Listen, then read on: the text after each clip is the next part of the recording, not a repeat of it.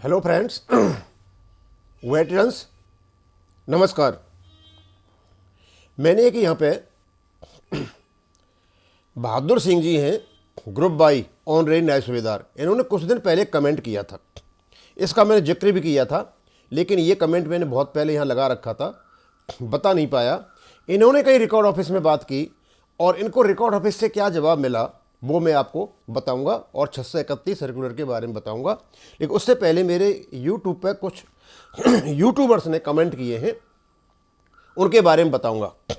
आज सवेरे सवेरे मैंने वीडियो में देखा कि मेरे दो कमेंटेटर्स ने, व्यूअर्स ने कमेंट किए और देख करके बड़ा दिल खुश हो गया। एक कोई है एनिमी ऑफ फॉल्स यूट्यूबर्स।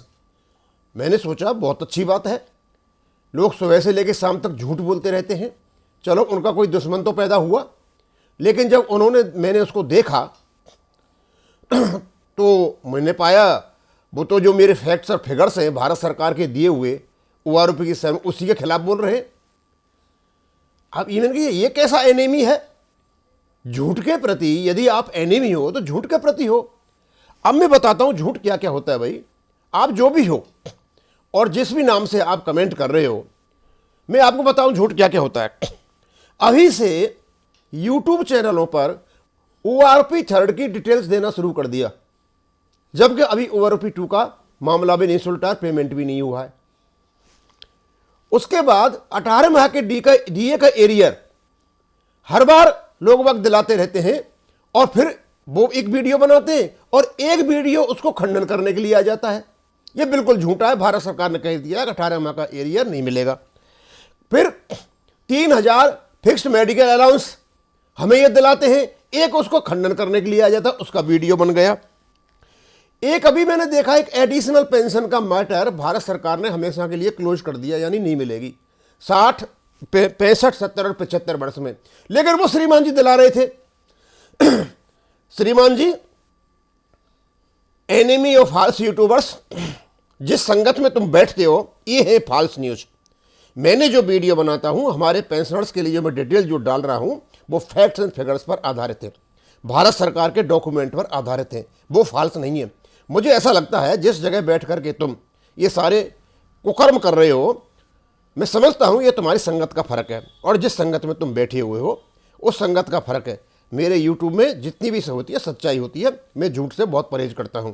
यदि आप वास्तव में ही एनिमी हो फॉल्स यूट्यूबर्स के तो फिर आप थोड़ा सा वहाँ उन चीज़ों पर कमेंट कीजिए जहाँ झूठी बातें आती हैं।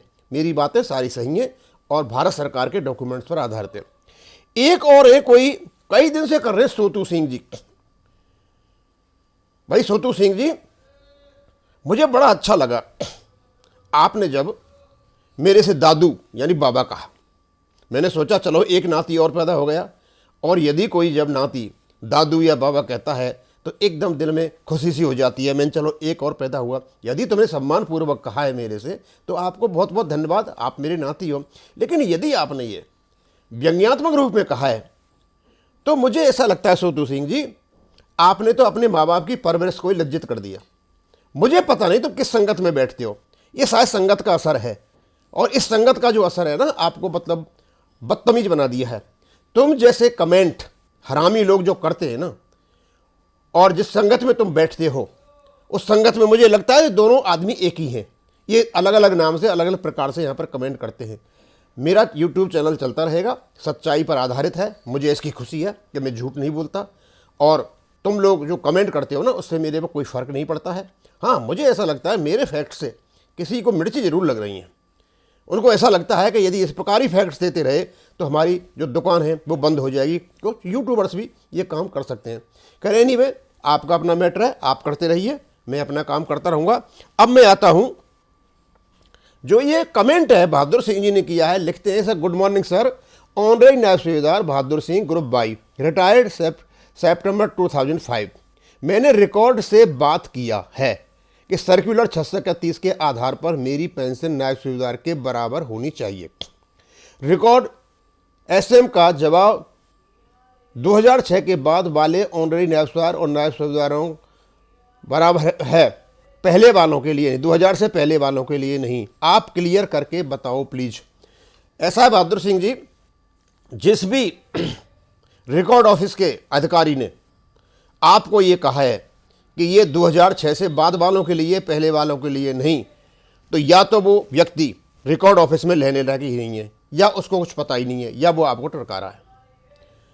जो ये 631 सर्कुलर, क्यों 2006 से बाद वालों के लिए तो जरूरत थी ही नहीं, क्योंकि जून 2009 में जब राष्ट्रपति जी का एक लेटर निकला था, उनकी सहमति से लेटर निकला था, तो वो ऐसा कहीं नहीं लिखा हुआ था कि ये 2006 से बाद वालों के लिए या पहले वालों के लिए है।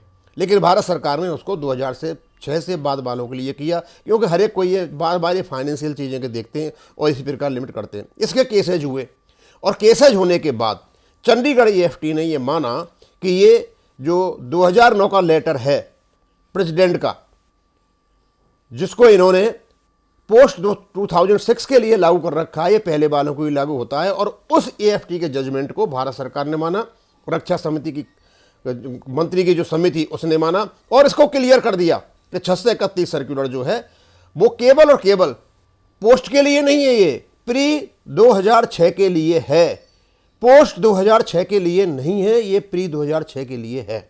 और दूसरी बात, 631 सर्कुलर लागू करना रिकॉर्ड ऑफिस का काम ही नहीं है। ये तो अब यही कह देते हैं हमारा काम नहीं है, या तो PCDA जाने या भारत सरकार माने। PCDA इसको तब लागू करेगा जब DSW इसके बारे में इंस्ट्रक्शंस निकालेगा, क्योंकि हर चीज को लागू करने के लिए DSW से लेटर आना जरूरी होता है। DSW ने लेटर निकाला था, उसी के बेस पर जो टेबल निकाली थी उन्होंने उसका पेमेंट कर दिया, क्योंकि गेंद जो है वो भारत सरकार के पाले में है। तो मैं आपको बताना चाहता हूं कि आपका जो सर्कुलर है 631, ये प्री 2006 वालों के लिए है, पोस्ट 2006 वालों के लिए नहीं है। उनका तो कोई किस्सा ही नहीं है। और कोर्टों में भी जो गए थे तो प्री 2006 वाले ऑनरेरी न्यायाधीश गए थे, अभी भी उनके केस वहाँ पड़े हुए हैं। और क्योंकि ये भारत सरकार का डॉक्यूमेंट है, लागू तो इनको एक दिन करना पड़ेगा। अब ये कब करते हैं ये बाद में पता चलेगा। और आप भी, मैं आपको बता दूं कि जो ऑनरेरी न्यायाधीश हैं जिनके केस जो EFT से सेटल्ड हुए हैं या EFT में पड़े हुए हैं, वो लाइक मन बना चुके हैं कि 631 को लागू कराने के लिए कंटेम्प्ट ऑफ कोर्ट डाला जाए, और शायद उसके बारे में भी वो बात कर रहे हैं। तो आपको जिस भी रिकॉर्ड ऑफिस ने ये जवाब दिया है वो गलत जवाब दिया है। पहले तो उनका ये मैटर ही नहीं था, क्योंकि रिकॉर्ड ऑफिस सर्कुलर्स को लागू नहीं करता सर्कुलर्स को लागू करता है PCDA, और PCDA भी जब लागू करता है जब उनके पास एक लेटर DSW से निकलता है। DSW लेटर जब निकलता है जब MOD में उसके डिसीजन लिए जाते हैं, क्योंकि हमारा जो डिपार्टमेंट ऑफ एक्सटर्नल वेलफेयर है सारा का सारा वही इन चीज़ों को कंट्रोल करता है। तो मैं तो आपको ये बताना चाहूँगा, इसके बारे में ज़्यादा आपको डाउट करने की ज़रूरत नहीं है। बस ये है कि ये कैसे लागू करते हैं, इसके पीछे जो पेंशनर्स हैं, ऑनरेरी न्यायाधीश हैं, तो उसके पीछे पड़े हुए हैं। मैं इतना ही कहना चाहता था कि आपका ये क्लियर करना था, मुझे बहुत दिन से पड़ा हुआ था। और आज मेरे जो प्यारे व्यूअर्स थे, एक वो था कि आप एनिमी ऑफ फॉल्स यूट्यूबियंस, और एक सोतू सिंह जी जो बड़े प्यार से प्यार बरसा रहे थे, फूलों की बरसात कर रहे थे, शायद उनको जवाब देना बहुत ज़रूरी था।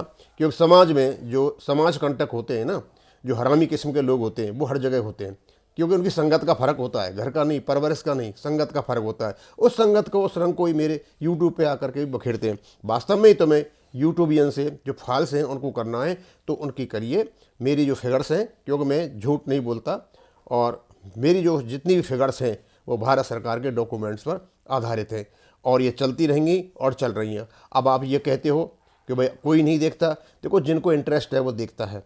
कभी तो आदमी को इंटरेस्ट होता है पूर्ण रूप में देखता है, कभी कोई अपना अपना देख लेता है, जैसे सिपाही ने देख लिया, एक ने ठीक है वो हवलदार का नहीं देखेगा, हवलदार ने देख लिया सिपाही का नहीं देखेगा। लेकिन कुछ लोग ऐसे भी हैं जो पूर्ण जानकारी रखने के लिए सारी चीज़ों को देखते हैं। हम उनके लिए डाल रहे हैं और मैं इनको डालता रहूँगा। थैंक यू, धन्यवाद।